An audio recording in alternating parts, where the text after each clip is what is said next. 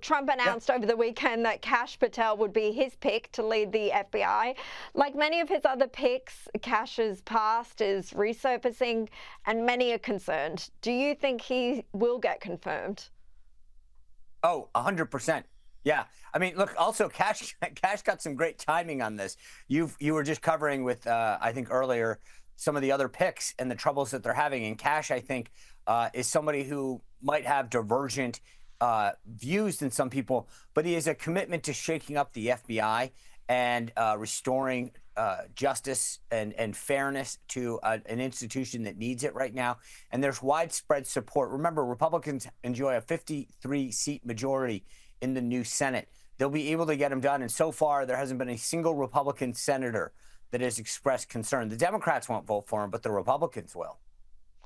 Yeah, maybe he's lucky, as you point out, that some other people are taking more heat.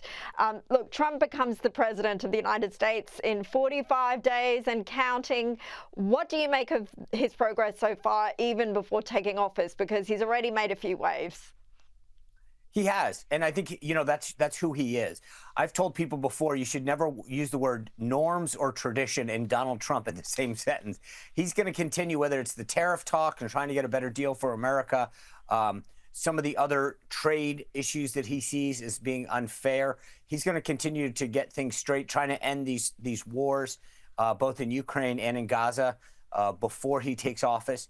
But I have a feeling, and mark my word, on January 20th, at 12:01, there's going to be an unprecedented flurry of activity, the likes of which not just our country, but the world has ever seen. He will have executive action and executive orders lined up to implement change right away. And I don't think anyone should sit back and relax on that afternoon, because there's going to be a lot of activity. Well, we will be watching very closely all the way from here too. Now, Trump is set to sit down for his first network interview since winning the election, and it's with NBC News's Meet the Press this weekend. Sean, did it surprise you that he's doing that with NBC? It disappointed me more than it surprised me. I think that Donald Trump can do any interview with any person and crush it. But we should not be rewarding our enemies. Meet the Press is the worst show on American television right now, and that's beating out a lot of bad shows, right? Week after week, they have shown an anti-Trump bias in how they cover President Trump and his allies and supporters and policies. We should not be rewarding them. There's a lot of media outlets right now that could provide insight into President Trump, his agenda, his policies, his personnel, and to reward Meet the Press after the despicable coverage is, to me, something that should be reconsidered. This is the only thing so far that I can take issue with. I know why he's doing it. It's a legacy outlet and a legacy show, the longest running television program, but we should not be rewarding bad behavior. And I'm disappointed that Meet the Press is getting it. There are so many other outlets that could have done a better job informing the American people and, frankly, the world about Donald Trump's agenda for the next 4 years, and I wish it hadn't been Meet the Press. What are you expecting out of that interview? Do you think they're going to give him a fair go at all? Oh, no.